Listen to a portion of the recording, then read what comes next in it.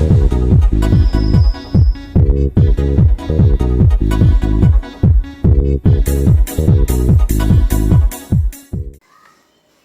प्यारे साथियों, स्वागत है आपका हमारे YouTube चैनल जिसका नाम है पथ सफलता। आज रीट भर्ती परीक्षा 2020 के संदर्भ में टेस्ट नंबर 17 लेकर के आपके सामने उपस्थित हूँ मैं। और आज का टेस्ट है अपना प्राचीन राजस्थान सभ्यता एवं जनपद।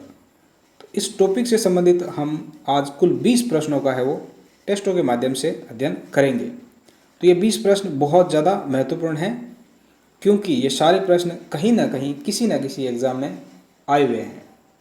तो प्रत्येक प्रश्न के संदर्भ में उस एग्ज़ाम का नाम भी लिखा हुआ है। आप उस प्रश्नों को जब सॉल्व करें तो उसका अध्ययन कर सकते हैं और भविष्य में आप ये पता लगा सकते हैं कि ऐसे प्रश्न हैं वो हमें आगे एग्ज़ाम में देखने को मिलेंगे। तो आज का टेस्ट शुरू करते हैं। शुरू करने से पहले अगर आप हमारे चैनल पर पहली बार पधारे हैं तो प्लीज़ हमारे चैनल को ज़्यादा से ज़्यादा शेयर करें, प्रत्येक आने वाले वीडियो को लाइक करें और चैनल को अभी सब्सक्राइब कर लें। तो शुरू करते हैं आज के टेस्ट का पहला प्रश्न। पहला प्रश्न है, विराटनगर में प्रथम उत्खनन किसके नेतृत्व में किया गया था? एक नंबर है Dayaram Sahni, doctor NR Banerjee, DR Bhandarkar और RC अग्रवाल। इस प्रश्न का सही उत्तर होगा विकल्प नंबर एक है वो इस प्रश्न का सही उत्तर होगा। बेराट अर्थात विराटनगर को प्रथम उत्खनन है वो दयाराम साहनी के नेतृत्व में हुआ था। दयाराम साहनी के नेतृत्व में हुआ था और ये सेकंड ग्रेड 2016 की जो परीक्षा हुई थी उसके अंदर ये प्रश्न है वो आया हुआ है। प्रश्न 2, निम्नलिखित में से कौन सी वस्तु आहड़ सभ्यता के स्थलों से संबंधित नहीं है? निम्नलिखित में से कौन सी वस्तु आहड़ सभ्यता के स्थलों से संबंधित नहीं है? विकल्प 1 चावल, अगला है कृष्ण लोहित मृद भांड, तांबे की वस्तुएं और चित्रित धूसर मृद भांड। तो इस प्रश्न का सही उत्तर होगा विकल्प नंबर 4। चित्रित धूसर मृद भांड है वो आहड़ सभ्यता के स्थलों से संबंधित नहीं है। अगला प्रश्न है, जुता हुआ खेत के सबसे प्राचीन प्रमाण निम्न में से किस पुरास्थल में मिलते हैं? जुता हुआ खेत के सबसे प्राचीन प्रमाण है वो किस पुरास्थल पर हमें देखने को मिलते हैं? तो ये प्रश्न भी सेकंड ग्रेड की परीक्षा जो 2016 की हुई थी उसमें ये प्रश्न भी आया हुआ था। तो विकल्प है आपके पास आहड़, कालीबंगा, गणेश्वर, बेराट। इस प्रश्न का सही उत्तर होगा विकल्प नंबर 2। कालीबंगा है वो पुरास्थल था जहाँ से जुते हुए खेतों के प्रथम साक्ष्य में प्रमाण में मिले हैं। अगला प्रश्न है, बागोर एवं तिलवाड़ा नामक स्थान मुख्यतः निम्न काल से संबंधित थे? किस काल से संबंधित थे बागोर एवं तिलवाड़ा नाम के जो पुरास्थल थे? तो आपके पास विकल्प है मध्य पाषाण काल, निम्न पुरा पाषाण काल, पूर्व हड़प्पा काल और पूरा पाषाण काल। इस प्रश्न का सही उत्तर होगा विकल्प नंबर 1 मध्य पाषाण काल। अगला प्रश्न, अनाज रखने के बड़े मृद भांड जिन्हें गोरे बंकोटे कहा जाता था किस प्राचीन सभ्यता से प्राप्त हुए हैं? किस प्राचीन सभ्यता से प्राप्त हुए हैं? तो विकल्प है आपके पास ओजियाना, कालीबंगा, जोधपुरा, आहड़। इस प्रश्न का सही उत्तर होगा विकल्प नंबर 4। आहड़ वो सभ्यता थी जहाँ से अनाज रखने के बड़े मृद भांड जिन्हें गोरे बंकोटे कहा जाता है वो हमें प्राप्त हुए थे। अगला प्रश्न है, हड़प्पा संस्कृति जिसे हम सिंधु घाटी सभ्यता के नाम से जानते हैं कि अभिलेख मुख्यतः किस वस्तु पर बने मिले हैं? विकल्प है आपके शिलाओं पर, मुहरों पर, स्तंभों पर, ताम्रपत्रों पर।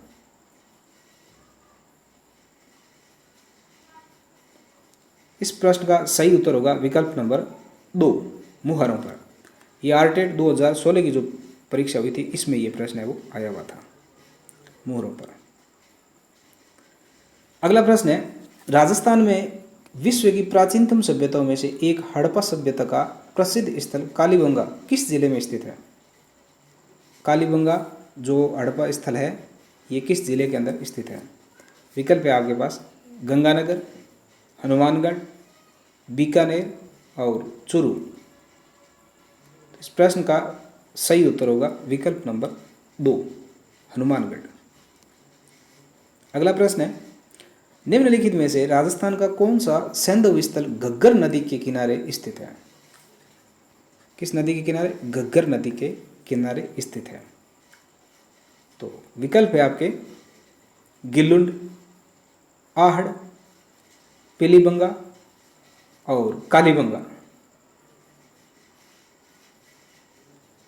तो इस प्रश्न का सही उत्तर होगा आपके विकल्प नंबर 4, कालीबंगा। अगला प्रश्न है, बौद्ध धर्म से संबंधित पुरातात्विक अवशेष कहाँ मिले हैं?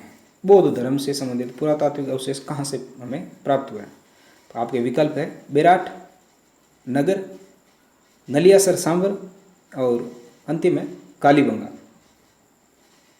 तो इस प्रश्न का सही उत्तर होगा विकल्प नंबर 1, बेराट जयपुर, जिसे हम विराटनगर, वर्तमान विराटनगर नाम से जानते हैं। अगला प्रश्न है, आहड़ संस्कृति के लोग निम्नलिखित में से किस धातु से परिचित नहीं थे? आहड़ संस्कृति के लोग निम्न में से किस धातु से परिचित नहीं थे? इस ऑप्शन है तांबा, चांदी, लोहा और टिन। इस प्रश्न का सही उत्तर होगा विकल्प नंबर 2, चांदी। अगला प्रश्न है, निम्नलिखित में से कौन सा कथन सही है? कथन कौन सा है वो सही है वो हमें बताना है। तो विकल्प 1 है गणेश्वर एक उत्खनन स्थल नहीं है, बेराट एक ग्राम्य संस्कृति केंद्र था, कालीबंगा लोह युगीन संस्कृति का एक उदाहरण था, आहड़वासियों का महत्वपूर्ण व्यवसाय अयस्क तांबे का गलाना तथा ताम्र वस्तुएं बनाना था। तो इसमें हमें सही है वो विकल्प का चयन करना है, सही विकल्प का चयन करना है। तो इस प्रश्न का सही उत्तर होगा विकल्प नंबर 4, आहड़वासियों का महत्वपूर्ण व्यवसाय अयस्क तांबे का गलाना तथा ताम्र वस्तुएं बनाना था। निम्नलिखित में से किस इतिहासवेत्ता ने कालीबंगा को सिंधु घाटी साम्राज्य की तृतीय राजधानी कहा है? की माना इसका, सिंधु घाटी साम्राज्य की तृतीय राजधानी कहा है? विकल्प है आपके पास GH ओझा, श्यामल दास, दशरथ ओझा, क्षमा कीजिए दशरथ शर्मा, दयाराम साहनी। इस प्रश्न का सही उत्तर होगा विकल्प नंबर 3, दशरथ शर्मा। दशरथ शर्मा ने जो कालीबंगा सिंधु घाटी सभ्यता की जो राजधानी थी इसको तृतीय राजधानी कहा है। कालीबंगा को सिंधु घाटी सभ्यता की तृतीय राजधानी कहा है। अगला प्रश्न है, निम्न में से किस स्थान पर राजस्थान की सबसे प्राचीन सभ्यता के अवशेष पाए गए हैं? यानी राजस्थान की सबसे प्राचीन सभ्यता के अवशेष किस स्थान पर पाए गए हैं? तो प्रश्न में विकल्प है तिलवाड़ा, बालोतरा, आहोर और कालीबंगा। इस प्रश्न का सही उत्तर होगा विकल्प नंबर 4, कालीबंगा। अगला प्रश्न है, पूरा उत्खनन स्थल बागोर एवं नाडोल क्रमशः किन जिलों में स्थित है? बागोर एवं नाडोल क्रमशः किन जिलों में स्थित है? विकल्प है पाली एवं जालोर, बीकानेर एवं पाली, भीलवाड़ा एवं पाली और अलवर एवं भीलवाड़ा। इस प्रश्न का सही उत्तर होगा विकल्प नंबर 3, भीलवाड़ा एवं पाली। अगला प्रश्न है, निम्न में से किस नदी के किनारे स्थित गणेश्वर में ताम्रयुगीन सभ्यता के अवशेष पाए गए हैं? गणेश्वर में ताम्रयुगीन सभ्यता के अवशेष किस में पाए गए हैं? किस नदी के किनारे पाए गए हैं? विकल्प है कांतली, लूणी, चंबल और बनास। इस प्रश्न का सही उत्तर होगा विकल्प नंबर 1, कांतली नदी। अगला प्रश्न है, बेराट में जो पुरातात्विक अवशेष मिले हैं वे किस काल से संबंधित है? बेराट में जो हमें पुरातात्विक अवशेष मिले हैं वे किस काल से संबंधित माने जाते हैं? तो विकल्प है मौर्य काल, गुप्त काल, मध्यकाल, उत्तर गुप्त काल। इस प्रश्न का सही उत्तर होगा विकल्प नंबर 1, मौर्य काल। अगला प्रश्न, सिंधु घाटी के लोग निम्नलिखित में से किस पालतू पशु से परिचित नहीं थे? किस पालतू पशु से परिचित नहीं थे? तो विकल्प है आपके पास गाय, बैल, भैंस, घोड़ा। तो इस प्रश्न का सही उत्तर होगा विकल्प नंबर 4, घोड़े से सिंधुवासी है वो परिचित नहीं थे। अगला प्रश्न, गणेश्वर सभ्यता किस काल से संबंधित है? गणेश्वर सभ्यता किस काल से संबंधित है? हड़प्पा काल, लोह युग, ताम्रपाषाण युग और पुरापाषाण काल। इस प्रश्न का सही उत्तर होगा विकल्प नंबर 3, ताम्रपाषाण युग। अगला प्रश्न है, कहाँ के अवशेष से यह पता चलता है कि विश्व विख्यात सैंधव सभ्यता का राजस्थान में विकास हुआ है? विकल्प है आपके पास गणेश्वर सीकर, कालीबंगा, पीलीबंगा व रंगमहल, आहड़ व गिलुंड और अंतिम है उक्त में से कोई नहीं। कहाँ के अवशेष हमें ये पता चलाते हैं कि विश्व विख्यात सैंधव सभ्यता का राजस्थान में विकास हुआ था? तो इस प्रश्न का सही उत्तर होगा विकल्प नंबर 2, कालीबंगा, पीलीबंगा व रंगमहल। अगला प्रश्न है, राजस्थान में महाभारत काल के अवशेष कहाँ मिले थे? राजस्थान में महाभारत काल के अवशेष कहाँ मिले थे?